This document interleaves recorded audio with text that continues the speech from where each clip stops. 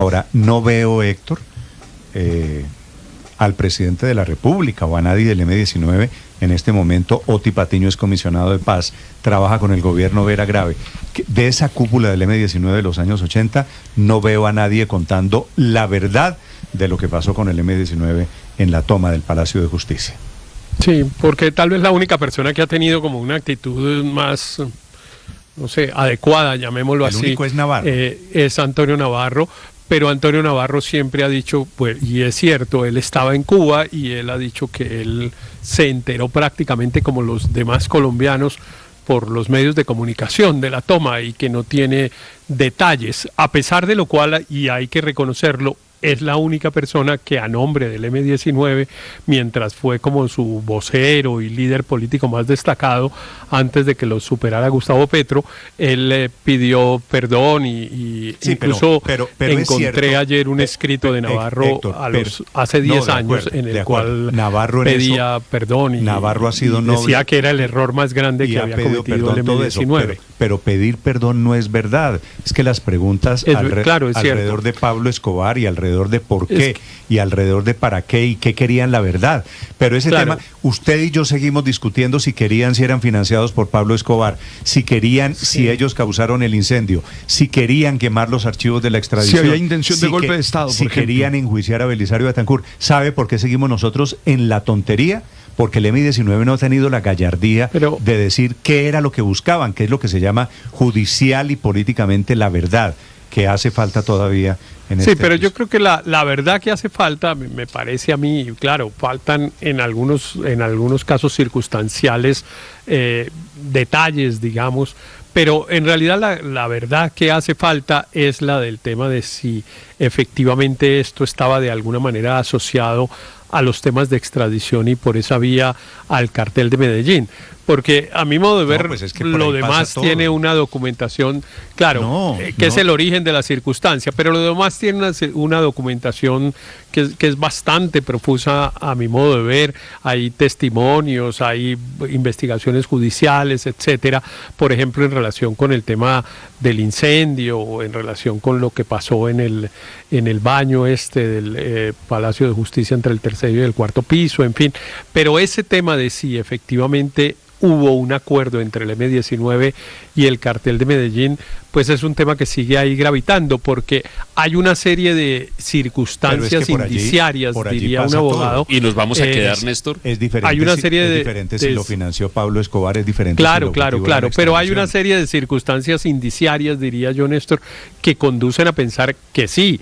Yo personalmente tengo la convicción personal que sí. Pero se tiene que tener una verdad, un dato, un documento, un reconocimiento, porque si el hecho de que es una versión. La Corte fuera a estudiar la ponencia que había preparado el magistrado Gaona sobre este tema que mantenía la vigencia de la ley aprobatoria del Tratado de Extradición con los Estados Unidos y que justamente lo fuera a hacer en esos días y que la Corte estuviera estudiando esos temas, que todos los magistrados de la Corte hubieran recibido amenazas del cartel. Yo tengo la convicción de que sí, pero imagínense solo hipotéticamente, que no va a pasar, pero digo, estoy soñando que algún integrante del M-19, Vera Grave, Navarro está mal de salud, Oti Patiño, Gustavo Petro, dijesen, sí, fuimos financiados por Pablo Escobar, sí, era un operativo mandado, ejecutado con fines de tumbar la extradición, para hacerle el mandado a los señores de la Néstor, pero ninguno de ellos va a ir en contra del liderazgo deja de ser una opinión contra otra opinión. Claro, pero ninguno de ellos va a ir en contravía de lo que el actual líder,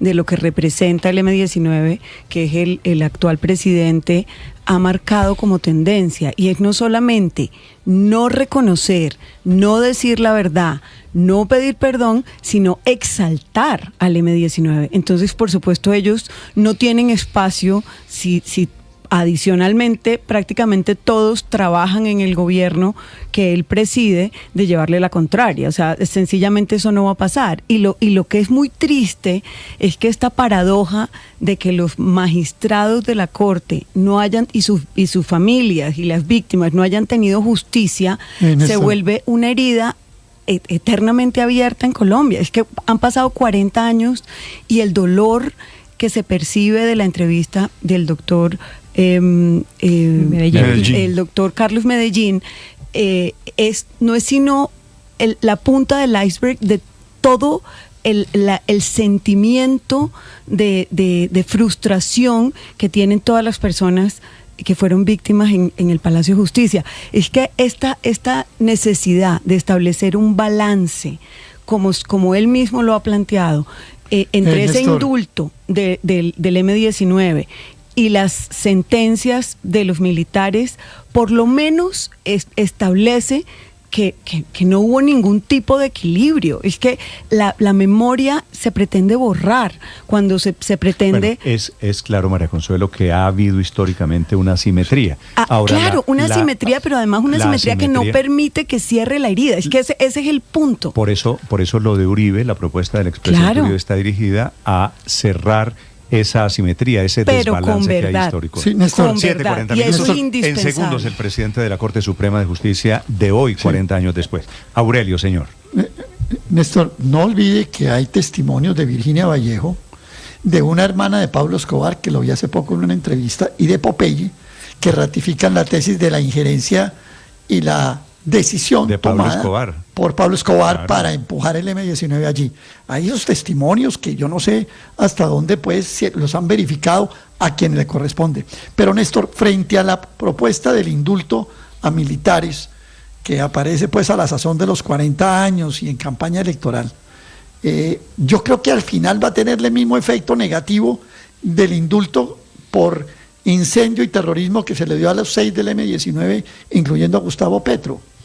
Y es que también no aparece en el proyecto verdad, justicia y reparación. Usted puede hacer el indulto para los militares, pero bueno, también tendrán que contar la verdad, también tendrán que reparar. Tampoco los veo, claro, Aurelio. Entonces, los militares hace 20 años ya rechazaron un proyecto en similar sentido, pero además hay que recordar que ellos no están condenados por el episodio de la toma en particular, sino por los crímenes cometidos, que son en particular pues es que la desaparición forzada. Conmemoramos estos es un crimen de lesa humanidad. Están condenados el general Arias Carales, el coronel Sánchez, el capitán Vázquez, el general Iván Ramírez Quintero, algunos sargentos, y el coronel Plazas Vega, que estuvo condenado, después fue absuelto en la Corte Suprema. Y por eso el país ha conocido, a lo largo de todas esas condenas y sentencias, ha conocido la verdad de los hechos, la verdad de un Estado que abusó completamente de la fuerza, la verdad de un ejército que básicamente le dio un golpe de Estado al presidente democráticamente electo durante 24 horas. Y también la verdad de una guerrilla que pues cometió un crimen de lesa humanidad porque su acción,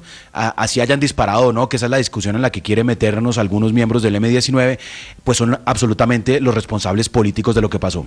Pero todo esto, Néstor, que estemos hablando de indulto, que estemos hablando de cómo reabrir esa historia y si deberíamos replantear la forma como se juzgó al M-19 o a los militares, lo único que demuestra es que este país sigue profundamente roto por discursos polarizantes que tratan de darle la culpa a uno u otro, ¿no? Los dos tuvieron la culpa, tuvo la culpa el ejército, tuvo la culpa el Estado y tuvo la culpa el M-19. Y lo que debería ser estos 40 años debería ser un acto de reconciliación del país, aprovechando que la cabeza del Estado paradójicamente es un miembro del M-19.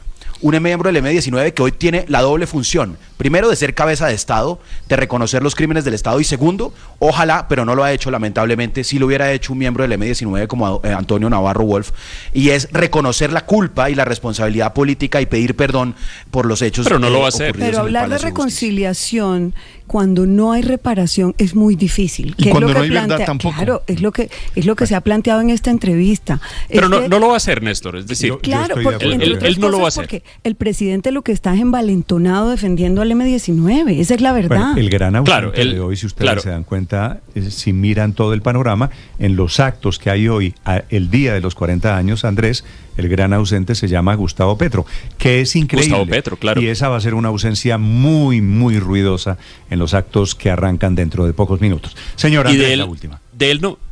De él no vamos a escuchar, Néstor, ni contrición, porque él ya, por el contrario, ha reivindicado esa acción, ha dicho que le parece una genialidad, una audacia, en fin, no solo siendo presidente, desde antes, en escritos, en discursos, esa siempre ha sido su línea. Tampoco vamos a tener verdad, además, Néstor, porque si me permite el comentario, yo no creo que él la sepa.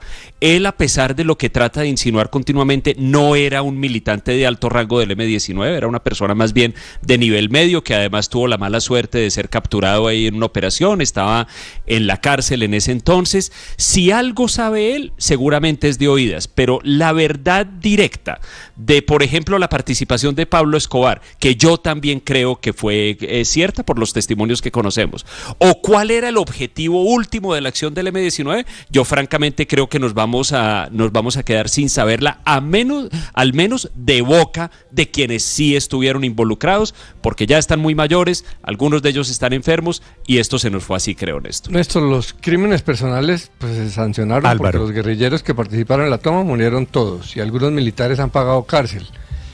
Lo que faltan son los crímenes sombrilla, los grandes, los políticos, que son los más graves. Sí, lo de la vinculación de Pablo Escobar sí fue cierta, pero eso alguna sentencia lo da como cierto. Lo que sí falta es saber si la cúpula militar dio un golpe de Estado, porque Belisario Betancur se llevó esa verdad a la tumba. No se sabe si por responsable institucionalmente o por cobarde frente a su imagen histórica. Yo creo que esa imagen lo va a perseguir. Pero desde el punto de vista de la democracia, que los guerrilleros cometan crímenes y se asocien con otros criminales, eso no es noticia. En cambio, que los militares den golpes de Estado, ¿a usted le parece que es irrelevante y que el poder civil lo calle? Eso sí es históricamente grave. Que Pablo Escobar haya estado metido en la financiación o en la sociedad con el M-19, ¿le parece que no tendría nada importante, Álvaro? No dije que nada importante. Que los militares se asocien que eso es normal. Que los delincuentes se asocien con los delincuentes no es noticia.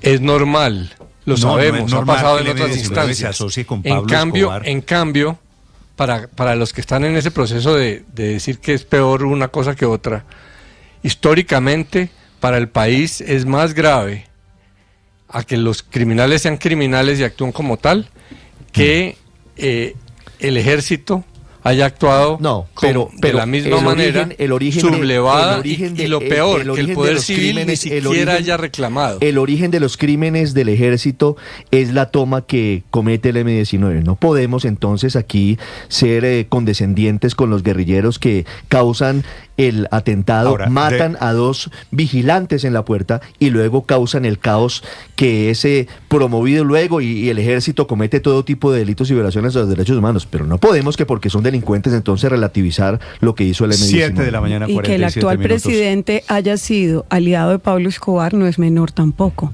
Al final la historia dio vuelta. Al final la historia es que el grupo guerrillero terminó, al final, luego de su desmovilización, teniendo un presidente de la República. Son las 7:47 minutos. La controversia, me da la impresión, padre, que esto no va a terminar. 40 años llevamos en estas. Señor.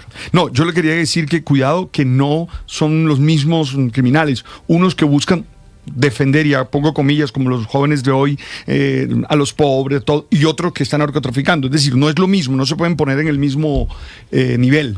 En segundos, aquí en Mañanas Blue, el presidente de la Corte Suprema de Justicia. Estás escuchando Blue Radio.